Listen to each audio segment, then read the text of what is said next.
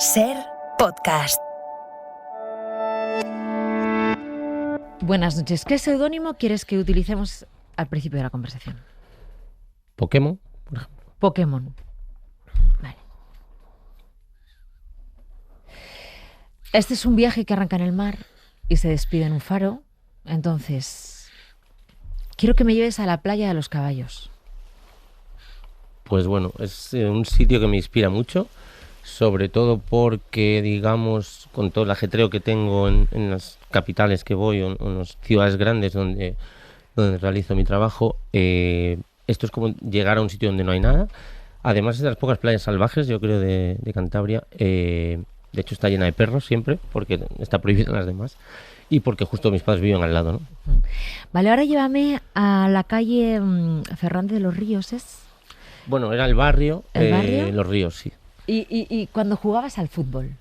Bueno, pues esto es porque, digamos que hasta los 15 años yo viví en el barrio, en la urbanización Los Ríos, donde jugaba fútbol en el equipo del barrio y aparte, digamos que estaba todo el día en la calle porque mis padres trabajaban en un restaurante, entonces tenía que estar sí o sí en la calle hasta que cerraran, igual hasta las 2 de la noche o así. Entonces alternaba un poco jugar al fútbol con patinar. Ya cuando ya no había gente porque se habían ido a sus casas, como todos los niños, pues ya me ponía a patinar, así que salían los vecinos también a quejarse porque claro, cuando grindas un poco un banco a las 1 de la noche pues les molesta, ¿no? A la gente. ¿Cuándo qué? ¿Un banco? Sí, cuando grindas o bueno, cuando haces algún truco con algún elemento urbanístico, digamos, suena. Y sobre todo en una urbanización donde todos son edificios alrededor, pues sí, se da un poco el canteo, ¿no? Hay una cosa que me gusta que has dicho, que es cuando eres hijo de hosteleros o cuando tus padres tienen un restaurante, un bar, claro, tienes que estar haciendo tu vida hasta que ellos acaban.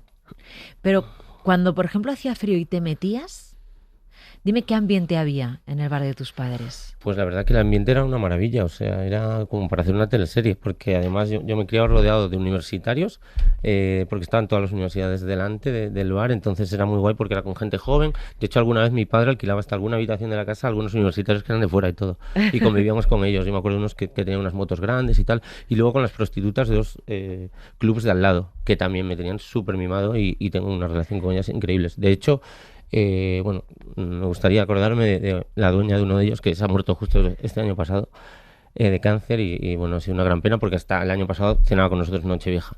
¿Y cómo se llamaba? Loli. Loli. ¿La echáis de menos? Total. Sabes que yo quería que te acordaras de esa vez en la que llega un cliente, no sé si era amigo de tu padre, si iba muy a menudo. Yo no sé si es Drop. Ajá, sí. ¿Cuántos años tenías tú? Pues yo 11 o así. O sea, pequeño. Sí, 10 o 11 años. Sí, un niño. Sí, bueno, es curioso que me cuentes esto porque nunca he hablado de ello, pero me hace especial ilusión.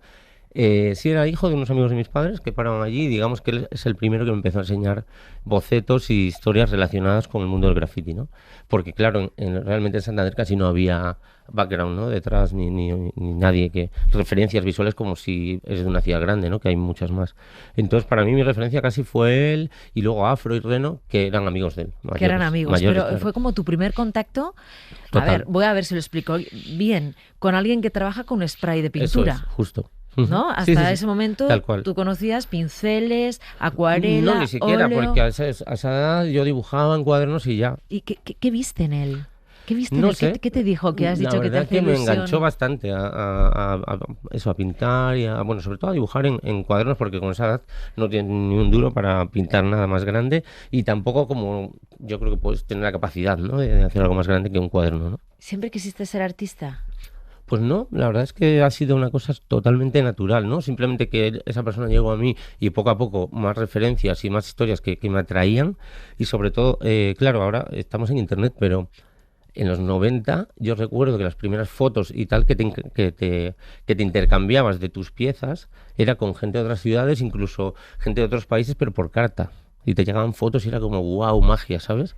Y las revistas, de hecho, eran fotocopiadas. Revistas pues de repente salía una en Sevilla, otra en otro sitio. Y entonces te llegaban a ti y en esas revistas había direcciones de otros chavales como tú que pintaban, ¿no? Pero además es que era raro, porque es lo que dices. Ahora está considerado un arte de primer nivel. Pero cuando tú eras pequeño, cuando tenías 11 años, 12, 13, lo que ahora conocemos como arte urbano, los grafitis estaba vinculado con un mundo... no quiero utilizar la palabra ilegal, aunque es verdad que no se podía pintar, ¿no? Claro. Pero era como un mundo muy alternativo, nadie entendía muy bien qué hacían ahí 4 pintando con un spray. Y tú dices que teníais como un mundo paralelo, ¿no? Donde os mandabais cartas, revistas, dibujos que os hacíais. Total, incluso la música también la comprabas por, pues de repente a Discos del Sur, me acuerdo, que era el sitio del momento, y te llegaba igual al mes, ¿sabes? Y era como de repente los Reyes Magos, ¿sabes? El underground total. Total. Y tenías un punto mágico, incluso cuando revelabas las fotos, claro, tú imagínate, habías pintado una cosa igual hace 3 meses y que llenabas un carrete de 24 en otros 2 meses, más los revelabas, entonces ya de repente no te acordabas de lo que habías hecho hace tiempo, claro, porque este contacto directo con las cámaras digitales, con el subir la foto a internet y ¿sabes? El absorber todo ese material diario, es que antes no era así, entonces era mágico todo esto, ¿sabes? Incluso otra cosa también muy interesante, cuando pintabas trenes, tú no veías casi lo que estabas haciendo porque era oscuro, entonces echabas la foto con flash, con unas cámaras típicas que se llaman Miju, entonces cuando lo revelabas era como de repente obras nuevas que tú no habías visto casi, ¿sabes? Porque lo habías visto solo en el flashazo. Vale, pero cuando dices cuando pintabas trenes, ¿es eso? O cuando pintabas en sitios oscuros, en fábricas abandonadas o en algún sitio, o que pintabas por la noche, digamos que tú echabas la foto y tú imagínate, no habías visto eso que habías hecho casi. Claro. Lo estabas haciendo casi sin verlo, vale. claro. Ahora, vamos a Entonces, explicarlo. cuando lo revelas la foto era como de repente 20 piezas nuevas, que es como magia, ¿sabes? Como... Claro, si pintas en un túnel, claro, en una fábrica abandonada, en ruinas, no hay luz. Claro. Entonces vosotros pintabais casi a ciegas, más o menos, y cuando tú hacías la foto con el flash es cuando veías la obra. Sí, pero lo ves un segundo. Entonces, de repente cuando lo revelas al mes, era como, wow, 20 piezas nuevas, ¿sabes? Era como una sorpresa. O sea, el momento de recoger el revelado era, wow, magia. Bueno, ¿por qué Okuda se ha puesto de seudónimo Pokémon? Bueno, yo creo porque son personajes también de dibujos animados que me representan también, ¿no? Realmente te podía haber dicho Superman o Clark Kent o cualquier superhéroe que se busca un seudónimo para que no se sepa quién es. O sea, es un poco por ahí la historia, ¿no? O sea, Okuda en un principio no se debía saber quién era, porque era ilegal, aunque ahora mismo es público. Y ahora no solo es público, vamos a ver, cuando has dejado caer. Claro, yo antes tenía que pintar en fábricas abandonadas, y ahora voy a todos los países del mundo. Y cuando digo a todos los países del mundo... digo Francia, Portugal, Estados Unidos, Marruecos, China, Perú, Cuba, Ucrania. He seleccionado 3 obras tuyas, Okuda. Solamente 3. Y quiero que las expliques a los oyentes del Faro. Vale, la primera que he seleccionado es una emblemática en tu trayectoria, en toda tu trayectoria, que es el Chaos Temple, que es este lugar que hay en Llaneras, en Asturias, ¿no? Es en Llanera, sí. En Asturias, que tiene una historia que yo cuando la he leído me ha fascinado, porque la iglesia era la iglesia del pueblo, ¿no? La iglesia del pueblo. Sí. Vale, y cuando el pueblo está deshabitado y salís en ruinas, parece que hay alguien que se vende a privados. Lo que era justo cuando yo la conocí era un grupo de skaters que habían montado sus rampas ahí, y era pues además en el norte, que llueve mucho, era perfecto porque tenías techo y además era precioso. Yo vi la foto en internet y era como de repente la cúpula de arriba hacía simetría perfecta con las rampas de abajo, ¿sabes? Entonces es que era bellísimo. Era como de repente el pasado y el futuro unidos, ¿no? Sí. No es bellísimo el lugar, es bellísimo el lugar ahora. Total. Ahora. Entonces tú de repente dices, me lo voy a quedar y voy a hacer aquí Sí, simplemente lo descubro obra en internet y por medio de otro amigo contacto con estos chicos y ellos me dicen, ok, nos encanta lo que haces, no tenemos dinero, obvio, entonces puedes hacer lo que quieras, pero pues tú búscate la vida. Entonces es la primera vez que utilizamos también la herramienta del crowdfunding, que es muy actual y me parece la bomba porque es como te demuestra que al final lo que tú quieres lo puedes hacer, ¿sabes? Oye, la otra obra es la de Kiev. Una obra que haces subido en andamios. No sé. Creo que es la primera que hago en andamio colgante. En andamio colgante. Porque cuando son de más de 20 pisos... ¿Cómo es eso, Okuda? Cuando es más de 20 pisos de altura, es difícil conseguir grúas que lleguen hasta esa altura. Entonces se hacen con andamios colgante, como cuando en los rascacielos limpian los cristales, algo así, pero más ancho. Y la verdad que es difícil a la hora de marcar, porque yo nunca uso proyector, yo marco todo como de cabeza, pero claro, en un andamio colgante tú tienes la pared muy cerca, entonces tienes que pensar el plan abajo montártelo en tu cabeza y hacerlo arriba, sin verlo. Porque trabajas sin perspectiva, estás demasiado cerca, eso entonces es. no tienes la perspectiva de ver lo que estás haciendo. Justo, entonces tienes que bajar. Te devuelve a cuando pintabas casi a oscuras. Total, es un poco eso. Entonces, quizás el haber estado entrenando, pintando a oscuros, me hace el poder hacer esto con facilidad. Y luego hay una cosa también con vuestro arte, el de todos los artistas urbanos, no quiero citar a ninguno, y es que nadie se puede llevar la obra. Ahí está la gracia, ¿no? Por eso me gusta pintar cuanto más grande mejor, porque tampoco nadie puede hacer nada sobre ella. Por ejemplo, en Madrid me da mucha pena que tengo una a pie de calle, que la han tachado varias veces porque dicen que gentrifica y no sé, bueno, otro tema de debate. Entonces me gusta pintar muy grande porque al final, porque tiene algo muy especial que cambia el skyline de la ciudad, ¿sabes? En cierto modo. Yo, por ejemplo, veo la obra que tengo en Toronto también de 25 pisos de altura, que está enfrente de una iglesia. Entonces es que ves, pues eso, el pico de la iglesia que queda delante del mural mío, más todos los rascacielos de al lado, ¿no? Y es una fantasía como cambias el skyline, ¿no? Pero nunca podrá subastarse, por ejemplo. No, pero eso es la magia, ¿no? Y a ver, yo también vengo de pintar en la calle de legal, o sea, digamos, de empezar por lo efímero, ¿sabes? Y luego empezar a hacer obras de arte que ya son valoradas y que en mi estudio realizo, pues eso, pintura, escultura, bordados, etc., y que sí se venden. Entonces, justo la gracia está ahí, ¿no? En pintar algo muy grande y que se vaya a quedar ahí para siempre.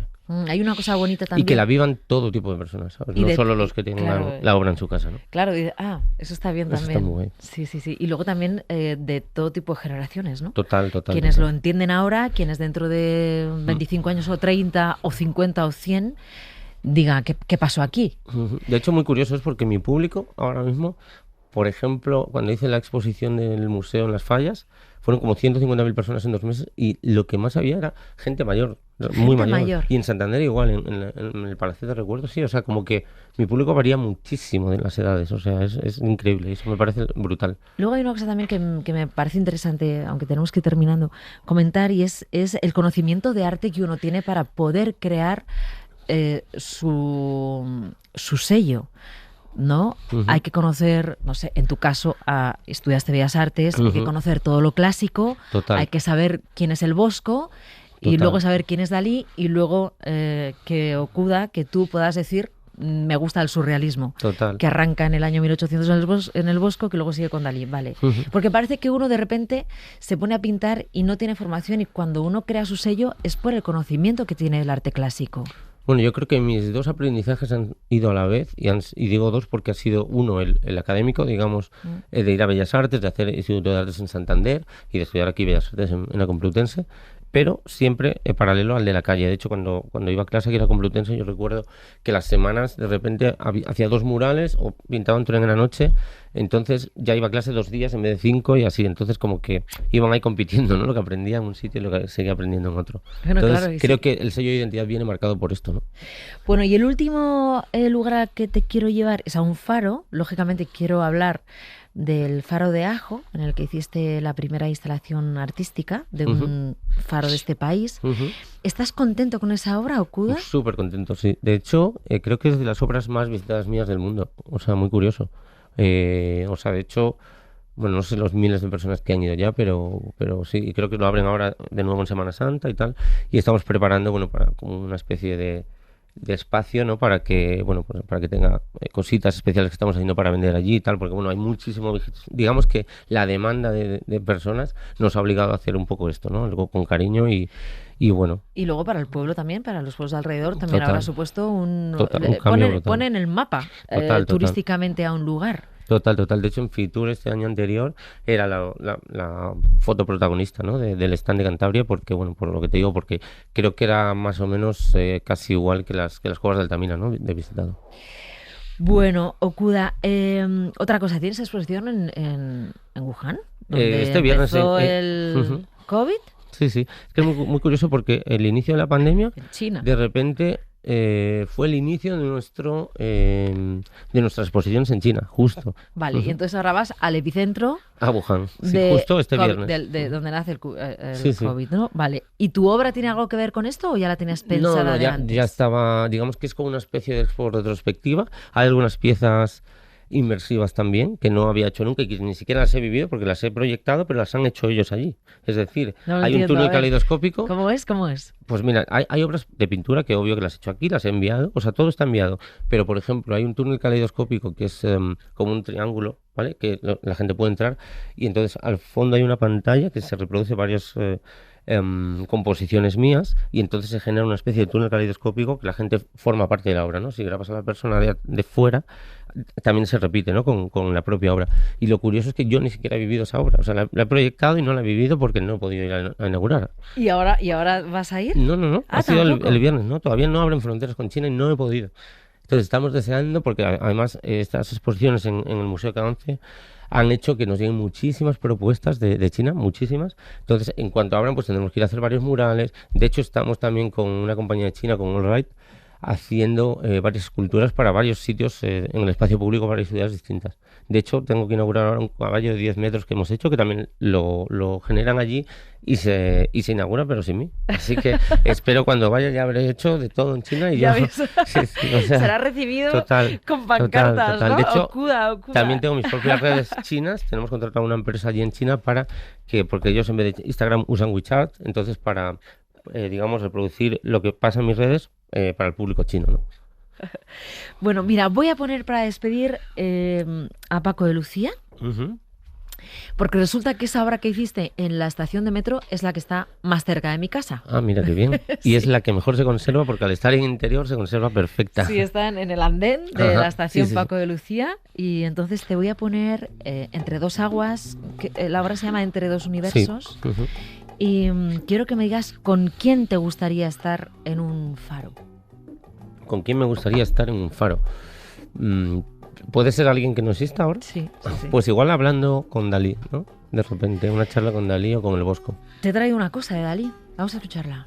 Cuando yo llegué a Nueva York y me pidieron una definición de qué es el surrealismo, Dalí dijo, el surrealismo soy yo.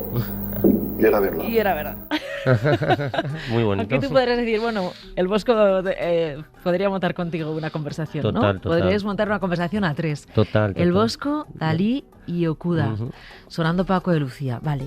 Uh-huh. Vale, dime qué les preguntarías a ellos. Una pregunta.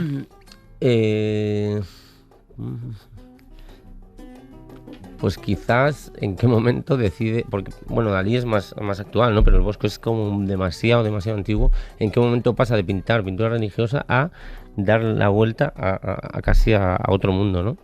Surrealista. Al Jardín de las Sí, Delicias, sí. por ejemplo. Sí. Vale, ¿y a Dalí? Y a Dalí, no sé qué le preguntaría.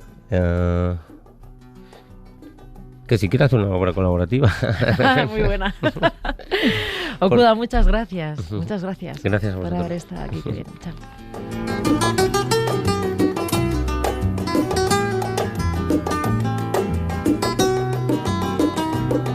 Suscríbete al Gato Pardo. Todos los episodios y contenidos adicionales en nuestra app de Cadena Ser y en nuestros canales de Apple Podcast, Spotify, iVoox, Google Podcast y YouTube. Escúchanos en directo en la Ser de lunes a viernes a las 2:10 de la madrugada.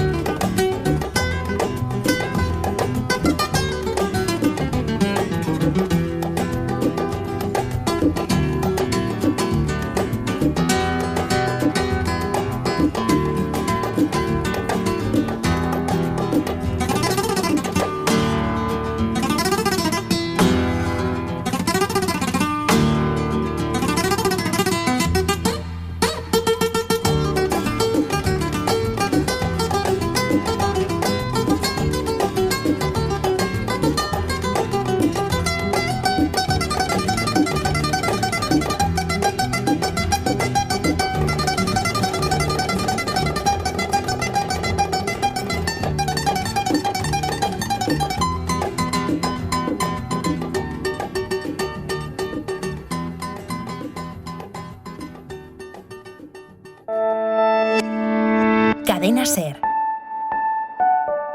La radio.